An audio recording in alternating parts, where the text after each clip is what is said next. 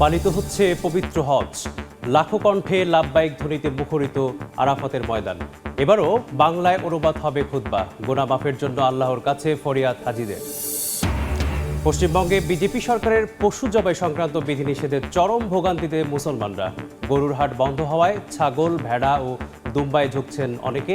দাম বেড়েছে কয়েক গুণ। যুদ্ধ শেষ করার আলোচনার মধ্যেই ইরানের দক্ষিণাঞ্চলে যুক্তরাষ্ট্রের বিমান হামলা, ক্ষেপণাস্ত্র উৎক্ষেপণ ঘাঁটি ও মাইন বসানো নৌযান লক্ষ্য করে আঘাতের দাবি। এবং মিয়ানমারে ভেস্তে গেল শান্তি আলোচনার প্রস্তাব। সীমান্ত পুনর্দখলে নতুন সামরিক অভিযান শুরু জান্তার। গৃহযুদ্ধ ভয়াবহ রূপ নেয়ার আশঙ্কা।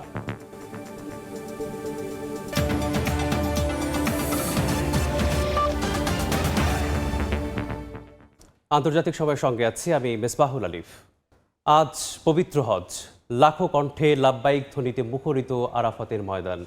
এই দিনটিতে রয়েছে ঐতিহাসিক ও আধ্যাত্মিক অনন্য গুরুত্ব। এখানেই বিদায় হজের ভাষণ দিয়েছিলেন মহানবী হযরত মুহাম্মদ সাল্লাল্লাহু আলাইহি ওয়াসাল্লাম। বিস্তারিত আব্দুল্লাহ তামিমের রিপোর্টে।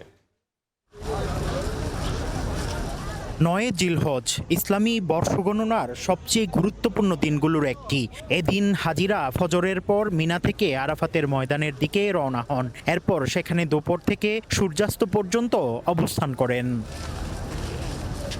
আরাফার দিন এমন এক ঐতিহাসিক দিন যেদিন হযরত আদম আলাইহিসসালাম ও হাওয়া আলাইহাসসালাম আরাফাতের ময়দানে পুনর্মিলিত হয়েছিলেন। আর এই ময়দানেই নবীজি হিজরতের 10ম বছরে উপস্থিত লাখো সাহাবীর সামনে দিয়েছিলেন বিদায়ী হজের ঐতিহাসিক ভাষণ, যেখানে তুলে ধরেন মানবাধিকার, নারীর অধিকার, জীবন মর্যাদা ও ইসলামী ভ্রাতৃত্বের ঘোষণা।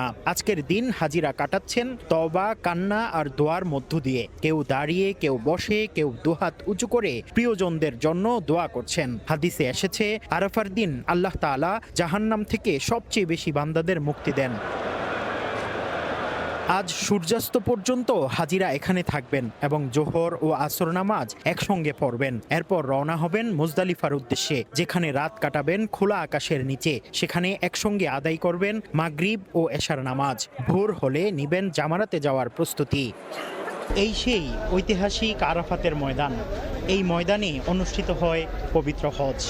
নবী করিম সাল্লাল্লাহু আলাইহি ওয়াসাল্লাম এই আরাফাত সম্পর্কেই বলেছেন, আল হাজ্জু আল আরাফাতু, আরাফাই হচ্ছে হজ। আজ লাখ লাখ মুসলিম এই আরাফার ময়দানে সমবেত হয়েছেন। মুফতি আব্দুল্লাহ তামিম, সময় সংবাদ, আরাফাতের ময়দান, সৌদি আরব। হজের বিস্তারিত জানাতে আরাফাতের ময়দান থেকে সরাসরি যুক্ত হচ্ছেন সহকর্মী মুফতি আব্দুল্লাহ তামিম। সরাসরি যাচ্ছি তার কাছে। তামিম,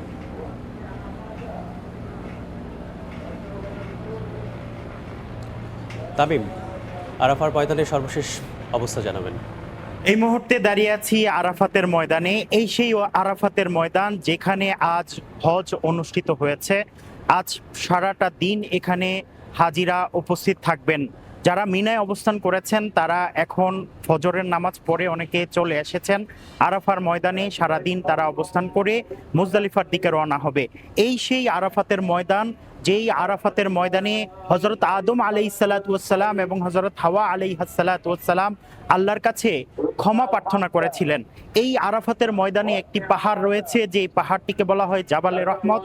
এই জাবালে রহমতের কাছেই, জাবালে রহমতের উপরেই হাওয়া আলাইহিসসালাম এবং আদম আলাইহিসসালাম আল্লাহর কাছে ক্ষমা প্রার্থনা করেছিলেন। আল্লাহ তাদেরকে ক্ষমা করে দিয়েছেন এবং তাদের এই সাক্ষাৎ পৃথিবীতে পাঠানোর পরে তাদের এখানেই সাক্ষাৎ হয়েছে। আরেকটি ঘটনা বর্ণিত আছে, হযরত ইব্রাহিম আলাইহিসসালাম যখন হজের বিষয়াদি জানতে চেয়েছিলেন, আল্লাহ রাব্বুল আলামিন জিবরাইল আলাইহিসসালামের মাধ্যমে ইব্রাহিম আলাইহিসসালামকে হজের বিষয়াদি শিক্ষা দিয়েছেন। এবং এই ময়দানে শিক্ষা দেওয়ার পরে ইব্রাহিম আলাইহিসসালামকে বলা হয়েছে যে হাল আরাফতা, আপনি কি সবকিছু সঠিকভাবে বুঝতে পেরেছেন? ঠিক এভাবে 2-3 বার জিজ্ঞেস করা হয়েছে। সেই আরাফতা থেকেই আরাফার ময়দানের নামকরণ করা হয়েছে। এছাড়াও জাবালে রহমত যেটি রয়েছে, এই জাবালে রহমতের কাছে নবী করিম সাল্লাল্লাহু আলাইহি ওয়াসাল্লাম ঐতিহাসিক বিদায় হজের ভাষণ দিয়েছিলেন এবং কোরআনের সেই আয়াতটি ঘোষণা হয়েছে এখান থেকে যে আল ইয়াউমা আকমালতু লাকুম দীনাকুম ওয়া আতমামতু আলাইকুম নি'মাতি ওয়া রাদিতু লাকুমুল ইসলাম দীনা। আজ আমি তোমাদের কাছে আমার পরিপূর্ণ দিন পৌঁছে দিয়েছি। এই ঐতিহাসিক আয়াতটি এই জাবালে রহমতের কাছেই আল্লাহর নবী হযরত আরবি মুহাম্মদ মুস্তাফা সাল্লাল্লাহু আলাইহি ওয়াসাল্লামের উপরে এই আয়াতটি অবতীর্ণ হয়েছে। এই সেই আরাফার ময়দান যেখানে আজ লাখ লাখ বিশ্বের নানা প্রান্ত থেকে ছুটে আসা আল্লাহর প্রেমীরা, আল্লাহর বান্দারা এখানে আরাফার ময়দানে সমবেত হয়েছেন। এই আরাফার ময়দানই ঐতিহাসিক সেই আরাফার ময়দান যেখানে শত শত আম্বিয়াই কেরাম এখানে উপস্থিত হয়েছেন। আল্লাহ রাব্বুল আলামিন প্রায় ৭০ জন আম্বিয়াই কেরামকে এখানে এই আরাফার ময়দানে এসে সমবেত হওয়ার জন্য নির্দেশনা দিয়েছিলেন। হযরত ইসমাইল আলাইহিসসালাতু ওয়াসসালাম, হযরত ইব্রাহিম আলাইহিসসালাতু ওয়াসসালাম এই ময়দানেই আরাফার পাশেই কিন্তু তাদের ঐতিহাসিক সেই ঘটনাগুলো ঘটেছে। তো এই ছিল আমার কাছে আরাফার ময়দান থেকে সবশেষ খবর। মুফতি আব্দুল্লাহ তামিম সরাসরি যুক্ত ছিলেন আরাফাতের ময়দান থেকে। লাখো লাখো হাজিদের সার্বিক নিরাপত্তা নিশ্চিতে মক্কায় বিপুল পরিমাণ নিরাপত্তা বাহিনী মোতায়েন করেছে সৌদি আরব। পুণ্যার্থীদের ভিড় সামলাতে ও মক্কার প্রবেশ পথগুলোতে কড়া নজরদারির পাশাপাশি এবার আকাশ সুরক্ষায় মোতায়েন করা হয়েছে বিশেষ প্রতিরক্ষা ব্যবস্থা।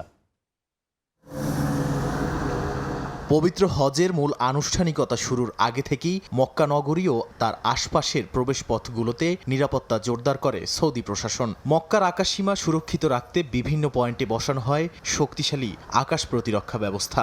রয়টার্স ও সৌদি প্রতিরক্ষা মন্ত্রণালয়ের প্রকাশিত ভিডিওতে দেখা যায় জেদ্দা থেকে মক্কাতে কঠোর তল্লাশির মধ্য দিয়ে গাড়ি প্রবেশ করতে দেয়া হচ্ছে। হজ করতে যাওয়া মুসল্লিদের নিরাপত্তা নিশ্চিত করতে ডিজিটাল প্রযুক্তির উপর জোর দিচ্ছে সৌদি আরব। মক্কায় প্রবেশের সময় দায়িত্বরত পুলিশ কর্মকর্তারা হাজিদের মোবাইল ফোনে থাকা ডিজিটাল পারমিট বা প্রবেশপত্র স্ক্যান করে নিচ্ছেন। হজের লাখ লাখ মানুষের ঐতিহাসিক এই জমায়েত সুশৃঙ্খল রাখতে ভবিষ্যৎ পরিকল্পনার অংশ হিসেবে কাজ করবে কৃত্রিম বুদ্ধিমত্তা। এআই ও ডেটা পুলে সংরক্ষিত তথ্যের সাহায্যে কোন পথে কেমন ভিড় হতে পারে তা আগেভাগেই অনুমান করা সম্ভব হবে। যে কোনো ধরনের অনাকাঙ্ক্ষিত পরিস্থিতি এবং জরুরি অবস্থা এড়াতে মাঠ পর্যায়ে মোতায়েন রয়েছে সৌদি আরবের সিভিল ডিফেন্স বা বেসামরিক প্রতিরক্ষা দল। সংস্থাটির মহাপরিচালক জানান, পবিত্র স্থানগুলোতে বাহিনীর সদস্যদের কৌশলগত মোতায়েন যে কোনো সংকটে দ্রুত সাড়া দিতে সাহায্য করবে। বড় কোনো দুর্ঘটনা ঘটার আগেই যাতে পরিস্থিতি নিয়ন্ত্রণে আনা যায় সে লক্ষ্যেই সাজানো হয়েছে এবারের প্রতিরোধমূলক নিরাপত্তা পরিকল্পনা। সব ধরনের ঝুঁকি এড়িয়ে নিরাপদ ও শান্তিপূর্ণভাবে হজের আনুষ্ঠানিকতা সম্পন্ন করতে সর্বোচ্চ সতর্ক অবস্থানে রয়েছে সৌদি প্রশাসন। নাদিম মারজান, সময় সংবাদ। ভারতের পশ্চিমবঙ্গে বিজেপি সরকারের পশু জবাই সংক্রান্ত বিধিনিষেধ চালু করায় মলিন ঈদ আনন্দ। পবিত্র ঈদুল আজহার আগে চরম ভোগান্তিতে পড়েছে সংখ্যালঘু মুসলিম সম্প্রদায়। গরুর হাট বন্ধ হওয়ায় এবার কোরবানির জন্য ছাগল, ভেড়া এবং দুম্বার দিকে ঝুঁকছেন অনেকে। এই সুযোগে এক লাফে কয়েক গুণ বেড়ে গেছে এসব পশুর দাম। কলকাতা থেকে সুব্রত আচার্যের রিপোর্ট, ক্যামেরায় ছিলেন বিশ্বজিৎ দাস। মধ্য কলকাতার জাকারিয়া স্ট্রিট এলাকাটি মূলত নাখুদা মসজিদের জন্যই বিখ্যাত। শতবর্ষ প্রাচীন এই মসজিদের পাশে প্রতিবছর নিয়ম করে গরুর হাট বসলেও এবার সেখানে বসেছে ছাগলের হাট। রাজ্যের বিভিন্ন জেলা এমনকি অন্য রাজ্য থেকেও এবার এই হাটে এসেছে নানা প্রজাতির ছাগল ও ভেড়া। এসেছে মধ্যপ্রাচ্যের নানা প্রজাতির দুম্বাও। যদিও এই দুম্বাগুলো এখানে প্রজনন ও লালন পালন করেন ভারতীয় হিন্দুরাই। এই পশুর হাটে বিক্রেতাদের মধ্যে অনেকেই রয়েছেন হিন্দু বিক্রেতা। তারা বলছেন এবার পশু জবাই সংক্রান্ত আইনের কারণে গরুর হাট হচ্ছে না, ফলে ছাগল, ভেড়া ও দুম্বার চাহিদা বেশি, আর সে কারণেই দামও বেশি। দামটা তো মোটামুটি বেশি। এই তিনটা যা আছে এটা 95 বলছে। এটা তিনটা গায়ে কুরবানি গুলো তো মানে বেন্ড হয়ে গেছে না, সেই জন্য দামগুলোটা হাই হয়ে গেছে। মার্কেটে মাল নেই তো, সব জায়গায় তো কুরবানিতে গরু, মোষ, উট চলে, এবার তো বন্ধ হয়ে গেছে।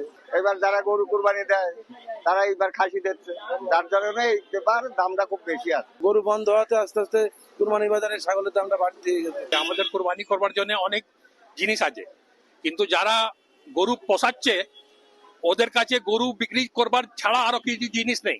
তাহলে ওদের জন্য সরকারকে ভাবতে হবে। গত 9 মে পশ্চিমবঙ্গ রাজ্যে বিজেপি ক্ষমতায় আসার দুদিন পরই 1950 সালের পশু জবাই সংক্রান্ত পুরনো একটি আইন নতুন করে কঠোরভাবে বাস্তবায়নের নির্দেশ দেয় রাজ্য সরকার।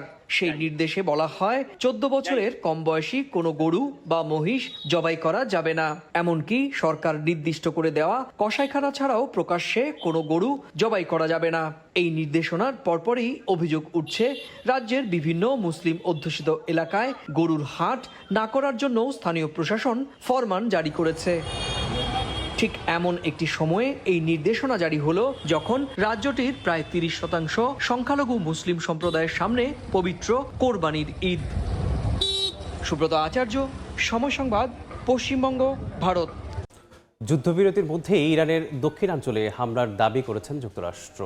ক্ষেপণাস্ত্র উৎক্ষেপণ ঘাঁটি ও মাইন বসানো নৌযান লক্ষ্য করে আঘাত করা হয়েছে। কাতারে আলোচনার মধ্যেই এই হামলা চালানো হলো। একই সময়ে লেবাননে হামলা আরও বাড়ানোর নির্দেশ দিয়েছেন নেতানিয়াহু, যে কারণে নতুন করে ছড়িয়ে পড়ছে আতঙ্ক। ইরানের দক্ষিণাঞ্চলীয় বন্দর শহর বন্দর আব্বাসে একাধিক বিস্ফোরণের শব্দ শোনা গেছে বলে জানিয়েছে দেশটির রাষ্ট্রীয় বার্তা সংস্থা IRNA। আধা সরকারি তাসনিম ও ফার্স নিউজ বলছে, হরমুজ প্রণালীর কাছাকাছি শিরিক ও জাস্ক এলাকাতেও বিস্ফোরণের মতো শব্দ শোনা গেছে। তবে পরিস্থিতি নিয়ন্ত্রণে রয়েছে এবং আতঙ্কের কিছু নেই বলে দাবি করেছে মেহের নিউজ এজেন্সি। বিস্ফোরণের কারণ এখনও আনুষ্ঠানিকভাবে জানানো হয়নি। এই উত্তেজনার মধ্যেই কাতারে অবস্থান করছে ইরানের উচ্চ পর্যায়ের প্রতিনিধি দল। আলোচনায় রয়েছেন পররাষ্ট্রমন্ত্রী Abbas Araghchi, parliament speaker Mohammad বাঘের গালিবাফ এবং কেন্দ্রীয় ব্যাংকের গভর্নর। হরমুজ প্রণালী পুনরায় খুলে দেয়া, নিষেধাজ্ঞা শিথিল এবং জব্দকৃত ইরানি অর্থ ফেরত দেওয়ার মতো গুরুত্বপূর্ণ বিষয় নিয়ে আলোচনা চলছে। ইরানের পররাষ্ট্র মন্ত্রণালয়ের মুখপাত্র ইসমাইল বাঘেই বলেছেন, আলোচনার বড় অংশে অগ্রগতি হয়েছে, কিন্তু এর মানে এই নয় যে চুক্তি স্বাক্ষর খুব কাছাকাছি। ওয়াশিংটনের অবস্থান এখন আরও স্পষ্ট। মার্কিন প্রেসিডেন্ট ডোনাল্ড ট্রাম্প আবারও বলেছেন, ইরানের সমৃদ্ধ ইউরেনিয়াম হয় যুক্তরাষ্ট্রের কাছে হস্তান্তর করতে হবে, নয়তো আন্তর্জাতিক তত্ত্বাবধানে ধ্বংস করতে হবে। একই সঙ্গে তিনি কাতার, সৌদি আরব, মিশর, জর্ডান, পাকিস্তান ও তুরস্ক সহ কয়েকটি দেশকে আব্রাহাম অ্যাকর্ডসে যুক্ত করে ইসরায়েলের সঙ্গে সম্পর্ক স্বাভাবিক করার পরিকল্পনার কথাও বলেছেন। বিশ্লেষকদের মতে ট্রাম্প প্রশাসন এখন পারমাণবিক ইস্যুর পাশাপাশি আঞ্চলিক কূটনৈতিক পুনর্বিন্যাসকেও চুক্তির অংশ করতে চাইছেন। এদিকে যুক্তরাষ্ট্র ও ইরানের সম্ভাব্য শান্তি চুক্তির প্রায় 30 দিন পর হরমুজ প্রণালী খুলে দিতে পারে ইরান। জাপানি সংবাদ মাধ্যম নিক্কেই এশিয়ার প্রতিবেদনে এমন তথ্য দেওয়া হয়েছে। এতে বলা হয়, চুক্তির পর 30 দিনের মধ্যে প্রণালীতে পুঁতে রাখা মাইন অপসারণ করা হবে এবং বাণিজ্যিক জাহাজ চলাচল স্বাভাবিক করা হবে, পাশাপাশি টোলও তুলে নেওয়া হবে। আরও বলা হয়, সাময়িক যুদ্ধবিরতি 60 দিন বাড়ানো হতে পারে এবং এর মধ্যেই পারমাণবিক আলোচনার মূল পর্ব শুরু হবে। অন্যদিকে ইসরায়েলি প্রধানমন্ত্রী বিনিয়ামিন নেতানিয়াহু লেবাননে হামলা আরও জোরদারের নির্দেশ দিয়েছেন। ইসরায়েলি বাহিনী জানিয়েছে, গত 24 ঘন্টায় 70টির বেশি হিজবুল্লাহ স্থাপনায় হামলা চালানো হয়েছে। লেবাননের স্বাস্থ্য মন্ত্রণালয়ের তথ্য অনুযায়ী মার্চের শুরু থেকে ইসরায়েলি হামলায় অন্তত 3185 জন নিহত হয়েছে। নাদিম মারজান, সময় সংবাদ। আন্তর্জাতিক সময় আরও থাকছে। এবার ভাঙনের মুখে কানাডা। কেন্দ্রীয় সরকারের প্রতি ক্ষোভ থেকে স্বাধীনতার পথে আলবার্টা। আগামী 19 অক্টোবর ঐতিহাসিক গণভোট।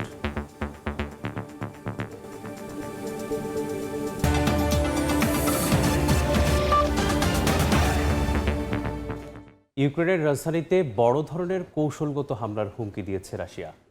বিদেশি নাগরিক এবং কূটনৈতিকদের দ্রুত কিয়েভ ছাড়ার সতর্কবার্তাও দিয়েছে মস্কো। নতুন এই ঘোষণা এসেছে পাল্টাপাল্টি ব্যাপকভাবে ড্রোন ও ক্ষেপণাস্ত্র হামলার পর। এতে কিয়েভে ব্যাপক ক্ষয়ক্ষতি হয়েছে। এ কারণে রাশিয়া ইউক্রেন যুদ্ধ নতুন করে আরও তীব্র উত্তেজনার দিকে যাচ্ছে বলে মত বিশ্লেষকদের। গেল কয়েকদিনের পাল্টাপাল্টি হামলার পর রাশিয়া জানিয়েছে, তারা এবার কিয়েভে সিদ্ধান্ত গ্রহণ কেন্দ্র এবং সামরিক ড্রোন উৎপাদন কেন্দ্রগুলোকে লক্ষ্য করে ধারাবাহিক হামলা চালাবে। এই ঘোষণা এসেছে সাম্প্রতিক বড় বিমান হামলার পর, যেখানে ইউক্রেনের কিয়েভ সহ একাধিক স্থানে ব্যাপক ক্ষয়ক্ষতি হয়েছে। মস্কোর দাবি, এসব হামলা ইউক্রেনের সামরিক সক্ষমতা দুর্বল করার অংশ। তবে ইউক্রেন বলছে, এসব হামলায় বেসামরিক অবকাঠামো ক্ষতিগ্রস্ত হচ্ছে। রুশ পররাষ্ট্রমন্ত্রী সের্গেই ল্যাভরভ মার্কিন পররাষ্ট্রমন্ত্রী মার্কো রুবিওর সঙ্গে ফোন আলাপে কিয়েভ থেকে কূটনীতিক ও নাগরিকদের সরিয়ে নেয়ার আহ্বান জানান। মস্কো জানায় ইউক্রেনের হামলার জবাবে তারা এখন কৌশলগত হামলা শুরু করেছে। তবে যুক্তরাষ্ট্রের পক্ষ থেকে এ বিষয়ে এখনও কোনো আনুষ্ঠানিক প্রতিক্রিয়া আসেনি। এই কূটনৈতিক বার্তা পরিস্থিতিকে আরও অনিশ্চিত করে তুলেছে। ইউক্রেন জানিয়েছে রাশিয়ার সাম্প্রতিক রাতভর হামলায় রাজধানী কিয়েভ সহ বিভিন্ন শহরে প্রাণহানি ও ব্যাপক ধ্বংস হয়েছে। আবাসিক ভবন, বাজার এবং গুরুত্বপূর্ণ স্থাপনায় ক্ষতির অভিযোগ করেছে কিয়েভ প্রশাসন। পাল্টা জবাবে ইউক্রেনও রুশ সামরিক লক্ষ্যবস্তুতে হামলা চালিয়েছে বলে দাবি করা হয়েছে। দুই দেশই একে অপরকে বেসামরিক লক্ষ্যবস্তুতে আঘাতের জন্য দায়ী করছে। যুদ্ধের শুরু থেকে এখন পর্যন্ত রাশিয়া ও ইউক্রেন উভয় দেশেই ধারাবাহিকভাবে প্রাণহানি ও অবকাঠামোর ধ্বংস বাড়ছে। আন্তর্জাতিক কূটনৈতিক প্রচেষ্টা স্থবির হয়ে পড়েছে। ইউক্রেনের প্রেসিডেন্ট ভলোদিমির জেলেনস্কি আবারও শান্তি উদ্যোগ জোরদারের আহ্বান জানিয়েছেন। তবে বর্তমান পরিস্থিতিতে যুদ্ধ থামার কোনো বাস্তব ইঙ্গিত দেখা যাচ্ছে না বলেই মত বিশ্লেষকদের। নাদিম মারজান, সময় সংবাদ। মিয়ানমারের শান্তি আলোচনার প্রস্তাব ভেস্তে যেতেই সীমান্ত পুনর্দখলের নতুন করে সামরিক অভিযান শুরু করেছে জান্তা সরকার। নতুন সেনাপ্রধান ইয়া উইন ওর নেতৃত্বে চীন, ভারত ও থাইল্যান্ড সীমান্তবর্তী কৌশলগত এলাকাগুলোতে জোরদার করা হয়েছে অভিযান। বিশেষ করে হেভি রেয়ার আর্থ খনির নিয়ন্ত্রণ ঘিরে কোচিন রাজ্যে বাড়ছে সংঘর্ষের আশঙ্কা। বিশ্লেষকদের মতে হারানো বাণিজ্য করিডোর পুনরুদ্ধারে এই চেষ্টা দেশটির গৃহযুদ্ধকে আরও ভয়াবহ করে তুলতে পারে।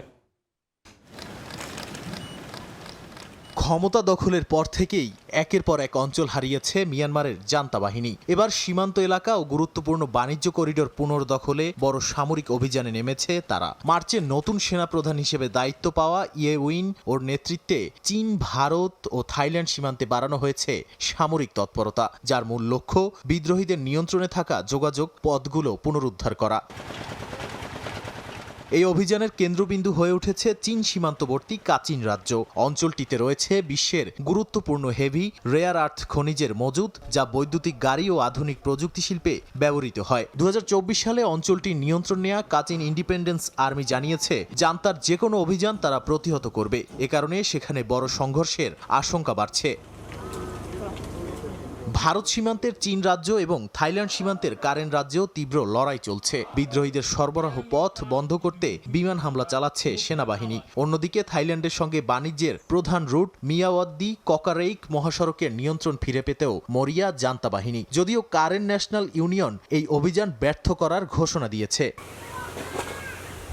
100 দিনের মধ্যে শান্তি আলোচনার জান্তা প্রস্তাব আগেই প্রত্যাখ্যান করেছে সশস্ত্র গোষ্ঠীগুলো। তাদের অভিযোগ, সেনাবাহিনী অতীতেও একাধিক শান্তি চুক্তি ভেঙেছে। বিশ্লেষকদের মতে সীমান্ত পুনর্দখলে জান্তার এই মরিয়া অভিযান মিয়ানমারের গৃহযুদ্ধকে আরও দীর্ঘ ও রক্তক্ষয়ী করে তুলতে পারে। নাদিম মারজান, সময় সংবাদ। এবার ভাঙরের মুখে কানাডা। জলবায়ু নীতি আর কেন্দ্রীয় সরকারের কর্তৃত্বের বিরুদ্ধে ক্ষোভে ফুঁসছে দেশটির তেল সমৃদ্ধ আলবার্টা প্রদেশ। আটোয়ারার উপর বীতশ্রুদ্ধ হয়ে এবার সরাসরি স্বাধীনতার পথে হাঁটার চূড়ান্ত সিদ্ধান্ত নিতে যাচ্ছে প্রদেশটি। আগামী 19 অক্টোবর হতে যাচ্ছে ঐতিহাসিক গণভোট। এই ভোটের মাধ্যমেই ঠিক হবে আলবার্টা প্রদেশের ভবিষ্যৎ। পুরো কানাডার অখণ্ডতা ধরে রাখার ক্ষেত্রে এই গণভোটকে গত কয়েক দশকের মধ্যে সবচেয়ে বড় পরীক্ষা হিসেবে দেখছে বিশ্লেষকরা। কানাডার পশ্চিমাঞ্চলীয় তেল সমৃদ্ধ প্রদেশ আলবার্টা। প্রায় 50 লাখ মানুষের এই জনপদে দীর্ঘদিন ধরেই কেন্দ্রীয় সরকারের প্রতি ক্ষোভ ও তীব্র অসন্তোষ জমে আছে। এই ক্ষোভের বহিঃপ্রকাশ হিসেবেই এবার কানাডা থেকে আলাদা হওয়ার প্রথম আনুষ্ঠানিক ধাপ শুরু করতে যাচ্ছে প্রদেশটি। আগামী অক্টোবর মাসে নিজেদের ভাগ্য নির্ধারণে ভোট দেবেন আলবার্টার বাসিন্দারা। গত 21 মে এক বিশেষ টেলিভিশন ভাষণে এই ঐতিহাসিক গণভোটের ঘোষণা দেন আলবার্টার প্রাদেশিক প্রধানমন্ত্রী Daniel Smith. I will be requesting our government add an additional question to the October 19th referendum vote announced previously. এই ভোটাভুটির পেছনে রয়েছে দীর্ঘদিনের রাজনৈতিক ও অর্থনৈতিক টানাপোড়েন। আলবার্টার স্বাধীনতাকামীদের অভিযোগ, অটোয়ার লিবারেল সরকারের অতিরিক্ত পরিবেশগত বিধিনিষেধের কারণে ক্ষতিগ্রস্ত হচ্ছে তাদের খনিজ তেল খাত। তাদের দাবি, কেন্দ্রীয় সরকারের কোষাগারে আলবার্টা যতটা অবদান রাখে তার তুলনায় সুযোগ সুবিধা পায় অত্যন্ত নগণ্য। আর এই পুঞ্জীভূত বৈষম্য থেকেই শুরু হয়েছে আলবার্টা সমৃদ্ধি প্রকল্প বা আলবার্টা প্রসপারিটি প্রজেক্ট। গণভোটের এই পথ অবশ্য মোটেও মসৃণ ছিল না। স্বাধীনতা চেয়ে ৩ লাখের বেশি মানুষের সই করা একটি পিটিশন চলতি মাসের শুরুতে আদালত বাতিল করে দেয়। আদালতের যুক্তি ছিল আলবার্টা স্বাধীন হলে সেখানকার আদিবাসীদের জমির ব্যাপক ক্ষতি হবে, কিন্তু স্বাধীনতাকামীদের প্রবল চাপ আর আদালতের রায় নিয়ে খোদ প্রাদেশিক সরকারের অসন্তুষ্টির জেরে শেষ পর্যন্ত আইনি পরোয়া না করেই ভোটের সিদ্ধান্ত এলো। যদিও ফরএভার কানাডিয়ান নামক আরেকটি পক্ষ অবিভক্ত কানাডার দাবিতে ৪ লাখের বেশি সই সংগ্রহ করেছে। আদালতের নিষেধাজ্ঞা, আদিবাসীদের অধিকারের প্রশ্ন আর অর্থনৈতিক অনিশ্চয়তার মধ্যেই হতে যাচ্ছে এই গণভোট। ১৯ অক্টোবরের ব্যালট পেপারই শেষ পর্যন্ত নির্ধারণ করবে কানাডার লাল সাদা পতাকা তলে আলবার্টা থাকবে নাকি বিশ্ব মানচিত্রে জন্ম নেবে নতুন এক স্বাধীন রাষ্ট্র। সাদিয়া তাসনিম, সময় সংবাদ। আন্তর্জাতিক সময় আরও থাকছে। কঙ্গো ও উগান্ডায় ভয়াবহ রূপ নিচ্ছে ইবোলা। মৃতের সংখ্যা বেড়ে ২২০, ৯০০-এরও বেশি শনাক্ত। দুজনের শরীরে উপসর্গ ধরা পড়ায় ইউরোপের উদ্বেগ। বিশ্বের বিভিন্ন দেশের মতো জার্মানিতে অভিবাসন নিতে আগ্রহী অসংখ্য মানুষ। শুধুমাত্র গেল বছরেই দেশটির নাগরিক হয়েছেন এমন অভিবাসীর সংখ্যা রেকর্ড ৩ লাখের ওপর। জার্মানি থেকে নাগরিকত্বের বিস্তারিত তুলে ধরছেন বিটু বড়ুয়া। দিন যতই যাচ্ছে জার্মানিতে নাগরিকত্ব পেতে আগ্রহ বাড়ছে বিশ্বের নানা দেশ থেকে আসা দেশটিতে বসবাসরত অভিবাসীদের। আগের যে কোনো সময়ের তুলনায় অভিবাসন নীতিতে শিথিলতা আসায় রেকর্ড সংখ্যক জার্মান অভিবাসী নাগরিকত্ব গ্রহণ করেছেন। দেশটির 16টি প্রদেশের স্থানীয় সরকারের তথ্য বলছে আগের যে কোনো সময়ের চেয়ে সাম্প্রতিক বছরগুলোতে জার্মান পাসপোর্ট নিয়েছেন কয়েক লাখ মানুষ। বিশেষ করে গেল ২০২৫ সালে জার্মানির নাগরিকত্ব নিয়েছেন ৩,০৯,০০০ মানুষ, যা দেশটির ইতিহাসে রেকর্ড। এর আগের বছর ২০২৪ সালে ২,৯১,৯৫৫ জন অভিবাসীকে নাগরিকত্ব দেয় জার্মান সরকার। এত বিশাল সংখ্যক অভিবাসীদের নাগরিকত্ব দেওয়ার কারণ জার্মানিতে নাগরিকত্ব আইনের শিথিলতা। বিশেষ করে নতুন আইনে দ্বৈত নাগরিকত্বের অনুমোদন দেওয়ার পাশাপাশি দেশটিতে বসবাসের ক্ষেত্রে ন্যূনতম মেয়াদ ৫ বছরে নামিয়ে আনার পর থেকেই নাগরিকত্বের আবেদন দ্রুত বাড়তে শুরু করে বলে জানায় ম্যাটস প্রশাসন। গত বছর জার্মানিতে ৩ লক্ষ পরিমাণ অভিবাসনদের জার্মান নাগরিকত্ব দেওয়া হয়েছে। এর কারণ হলো যারা এখানে থাকে তারা রীতিমতো ট্যাক্স পেমেন্ট করে। এদিকে দেশটিতে দীর্ঘদিন ধরে বসবাস করেও নিজেদের ভুলে এবং নানা কারণে অনেক অভিবাসী নাগরিকত্ব পাননি বলে জানান বাংলাদেশি প্রবাসীরা। অনেকেই বিভিন্ন অপরাধের সাথে জড়িত এবং তারা ভাষা শেখার প্রতি কোনো আগ্রহ নেই, সরকারকে নিয়মিত ট্যাক্স বা কর প্রদান করেন না, তারা সরকারের কাছ থেকে উল্টো বেকার ভাতা গ্রহণ করেন। তাদেরকে সরকার কখনোই জার্মান পাসপোর্ট বা নাগরিকত্ব দিবেন না। ম্যাটস প্রশাসনের তথ্য অধিদপ্তরের এক মুখপাত্র জানান জার্মানিতে নাগরিকত্ব পেতে আগ্রহীদের সংখ্যা আগের তুলনায় ৪৬% বৃদ্ধি পেয়েছে, যাদের বেশিরভাগই যুদ্ধ বিধ্বস্ত সিরিয়া, তুরস্ক এবং রাশিয়া থেকে আসা নাগরিক। এদিকে ২০২২-এর ফেব্রুয়ারিতে ইউক্রেনে রাশিয়ার হামলা শুরুর পর থেকেই জার্মানিতে আশ্রয়ের জন্য ছুটে আসা ১০ লাখ ইউক্রেনীয়র অনেকেই জার্মানিতে ন্যূনতম ৫ বছর বসবাস এবং কাজের পূর্ণ অনুমোদন থাকায় নাগরিকত্বের আবেদনের বিষয়টি বিবেচনা করছেন বলে জানিয়েছে জার্মান প্রশাসন। অনেক বছর ধরেই বসবাস করছেন এমন অনেক প্রবাসী নাগরিকত্ব গ্রহণ এবং পাসপোর্ট পাওয়ার ক্ষেত্রে জার্মানিকে অনেক কঠিন দেশ হিসেবে গণ্য করেন। তবে জার্মান সরকারের দেয়া সকল শর্ত পূরণের পাশাপাশি নাগরিকত্বের নিয়ম নীতি এবং সমাজে প্রচলিত যেসব নৈতিক বিষয়গুলো রয়েছে সেগুলো অনুসরণ করলেই যে কোনো বিদেশি নাগরিক পাসপোর্ট পাওয়ার ক্ষেত্রে বিবেচ্য হবেন, এমনটাই মনে করছেন অভিবাসন বিশ্লেষকরা। জার্মানি থেকে বিটু বড়ুয়া, সময় সংবাদ। ইবোলার নতুন প্রাদুর্ভাব ডেমোক্রেটিক রিপাবলিক অব কঙ্গো থেকে উগান্ডা হয়ে এখন আন্তর্জাতিক উদ্বেগে পরিণত হয়েছে। সন্দেহভাজন মৃতের সংখ্যা ২২০ ছাড়িয়েছে আর ৯০০-এরও বেশি শনাক্ত হয়েছে বলে জানিয়েছে বিশ্ব স্বাস্থ্য সংস্থা। পরিস্থিতি এখন নিয়ন্ত্রণের বাইরে ছড়িয়ে পড়েছে বলে সতর্ক করেছে সংস্থাটি। এরই মধ্যেই ইতালির মিলানে উগান্ডা ফেরত দুজনের মধ্যে সন্দেহভাজন ইবোলা উপসর্গ ধরা পড়ায় ইউরোপেও বাড়ছে উদ্বেগ। ইবোলার কেন্দ্রবিন্দু এখন পূর্ব ডেমোক্রেটিক রিপাবলিক অব কঙ্গোর ইটুরি প্রদেশ। সেখানে দ্রুত ছড়িয়ে পড়া বন্ডিবুগীয় স্ট্রেইনের কারণে পরিস্থিতি ভয়াবহ রূপ নিচ্ছে। স্বাস্থ্য কর্তৃপক্ষ জানিয়েছে সন্দেহভাজন আক্রান্ত প্রায় ১০০০ এবং মৃত্যু শত শত। প্রথম মৃত্যুর পর দীর্ঘ সময় শনাক্ত না হওয়ায় সংক্রমণ অনেকটা নীরবভাবে ছড়িয়ে পড়ে। এখন বিভিন্ন প্রদেশ এমনকি সীমান্ত পেরিয়ে উগান্ডাতেও নতুন সংক্রমণ ধরা পড়ছে। বিশ্ব স্বাস্থ্য সংস্থা বলছে এই ভাইরাসের জন্য নির্দিষ্ট কোনো ভ্যাকসিন বা কার্যকর চিকিৎসা নেই, তাই মূল ভরসা দ্রুত শনাক্তকরণ, আইসোলেশন এবং নিরাপদ দাফন প্রক্রিয়া। তবে প্রাথমিক পর্যায়ে বিলম্ব হওয়ায় এখন কর্তৃপক্ষকে অনেকটা ড্যামেজ কন্ট্রোল অবস্থায় কাজ করতে হচ্ছে। সংক্রমণের পাশাপাশি স্থানীয় অস্থিরতা পরিস্থিতিকে আরও ভেঙে দিয়েছে। পূর্ব কঙ্গোর একাধিক হাসপাতালে হামলা, চিকিৎসা কেন্দ্রে অগ্নিসংযোগ এবং মৃতদেহ ফেরত চাওয়াকে কেন্দ্র করে সহিংসতা দেখা দিয়েছে। কিছু জায়গায় রোগী পালিয়ে যাওয়ার ঘটনাও ঘটেছে। এতে স্বাস্থ্যকর্মীদের কাজ ব্যাহত হচ্ছে এবং সংক্রমণের নিয়ন্ত্রণ আরও কঠিন হয়ে পড়ছে। মৃতদেহের সংস্পর্শে আসার ঝুঁকি থাকায় নিরাপদ দাফন নিয়ে জনগণের সঙ্গে দ্বন্দ্বও বাড়ছে। আন্তর্জাতিকভাবে ঝুঁকি আরও ছড়িয়ে পড়ার আশঙ্কা তৈরি হয়েছে। ইতালির মিলানে উগান্ডা ফেরতদের মধ্যে ইবোলা উপসর্গ দেখা দিয়েছে। এতে ইউরোপও সতর্কতা বাড়িয়েছে। নাদিম মারজান, সময় সংবাদ।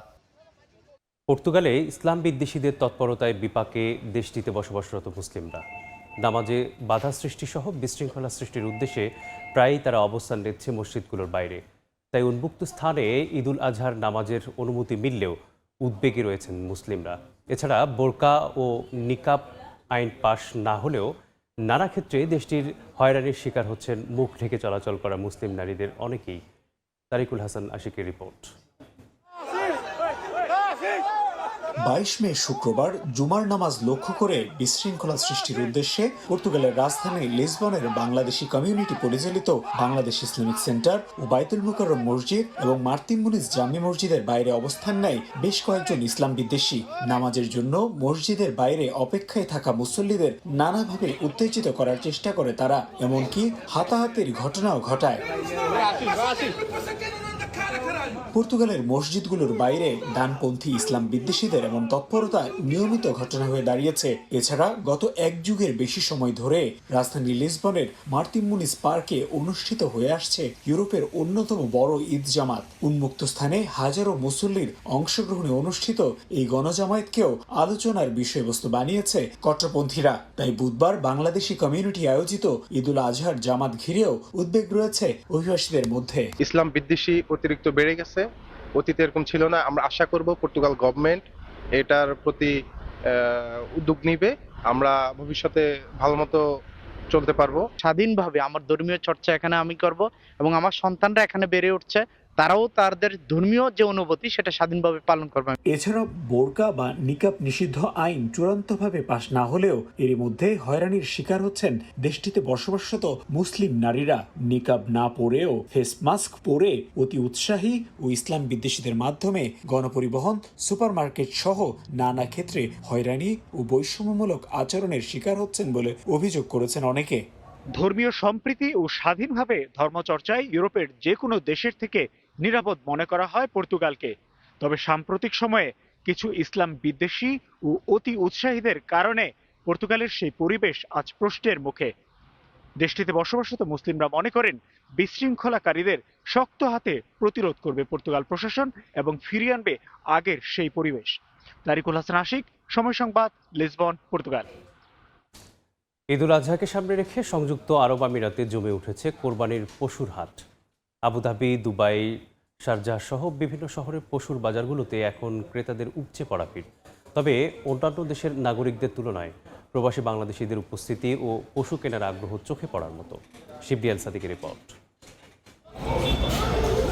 ঈদুল আজহা উপলক্ষে সংযুক্ত আরব আমিরাতের বিভিন্ন পশুর বাজারে উঠেছে নানা দেশের বিভিন্ন জাতের কোরবানির পশু। আবুধাবি, আলাইন, দুবাই, শারজাহ, আজমান, উমুল কোয়েন, ফুজেরা ও রাস আল খাইমার পশুর বাজারগুলোতে এখন ক্রেতাদের উপচে পড়া ভিড়। ভারতীয়, পাকিস্তানি, সোমালিয়ান জাতের গরু, ছাগল ও দুম্বার পাশাপাশি স্থানীয়ভাবে উৎপাদিত পশু রয়েছে বাজারে। বিভিন্ন হাট ঘুরে ক্রেতারা নিজেদের পছন্দ ও সামর্থ্য অনুযায়ী পশু কিনছেন। গরু নেওয়ার জন্য মার্কেটে এসে দেখলাম আলহামদুলিল্লাহ অনেক ভালোই মার্কেট, বড় বড় গরু আছে, অনেক ছাগল আছে।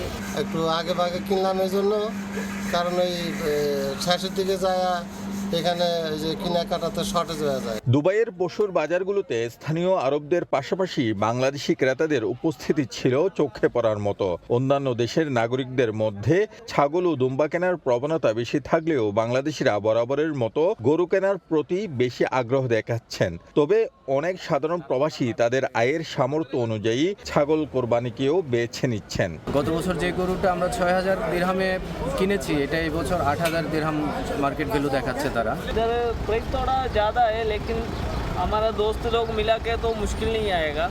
বাংলাদেশি প্রবাসীদের মধ্যে কেউ কেউ আবার ওট কোরবানির প্রস্তুতিও নিয়েছেন, আবার অনেকে অংশীদারিত্বের ভিত্তিতে গরু কোরবানি দিচ্ছেন এবারের ঈদুল আজহায়। মধ্যপ্রাচ্যের সাময়িক অস্থিরতার পরও আমিরাত সরকার নাগরিক ও প্রবাসীদের নিরাপদ ও ধর্মীয় ভাবগাম্ভীর্যের মধ্য দিয়ে ঈদ উদযাপনের সুযোগ নিশ্চিত করতে বিশেষ উদ্যোগ গ্রহণ করেছে।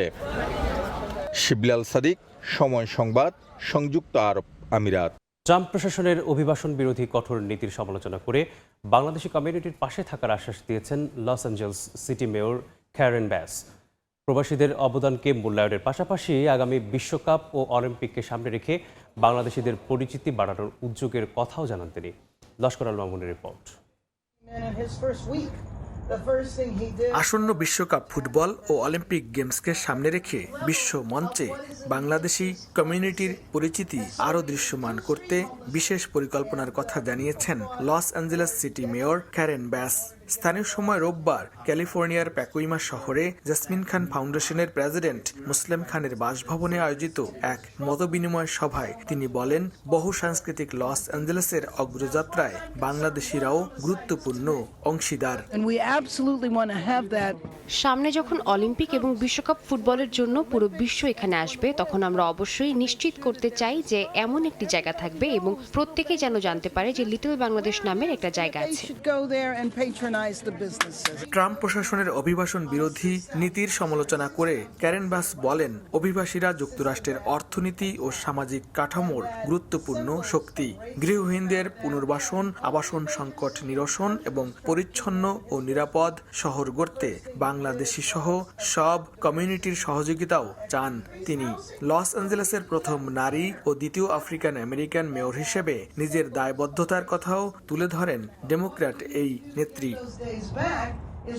মতবিনিময় সভায় বাংলাদেশি কমিউনিটি নেতারা মূলধারার মার্কিন রাজনীতিতে নতুন প্রজন্মের অংশগ্রহণ বাড়ানোর উপরও গুরুত্ব আরোপ করেন। মেইন স্ট্রিমের পলিটিক্সের সাথে বা মেইন স্ট্রিমের যে আমাদের যে ধরনের অ্যাক্টিভিটিগুলো হয় ওইটার সাথে আমরা অনেকটা ডিসকানেক্টেড, কিন্তু এটা খুবই ইম্পর্টেন্ট আমাদের নেক্সট জেনারেশন যেন মেইন স্ট্রিমের সাথে আরও বেশি করে ইনভলভ হতে পারে। সভায় প্রবাসী বাংলাদেশিদের পাশাপাশি বিভিন্ন জাতিগোষ্ঠী ও কমিউনিটির প্রতিনিধিরা সমাজে পারস্পরিক সহযোগিতা ও রাজনৈতিক সম্পৃক্ততা আরও জোরদারের আহ্বান জানান। লস্কর আল মামুন, সময় সংবাদ, লস অ্যাঞ্জেলেস, যুক্তরাষ্ট্র। আন্তর্জাতিক সময়ের শীর্ষ সংবাদগুলো জানিয়ে দিচ্ছি আরেকবার।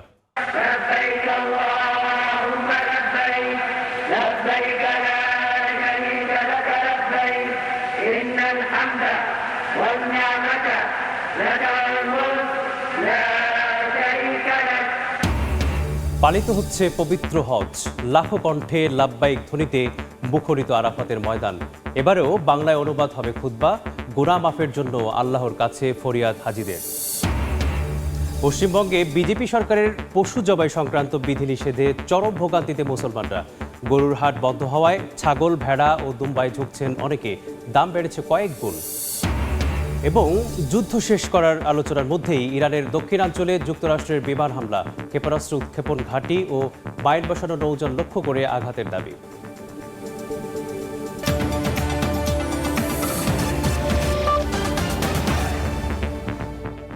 এই ছিল আন্তর্জাতিক সময়ে। সকাল 10টার সময় সংবাদের সঙ্গে থাকবেন তাজমিলা খান।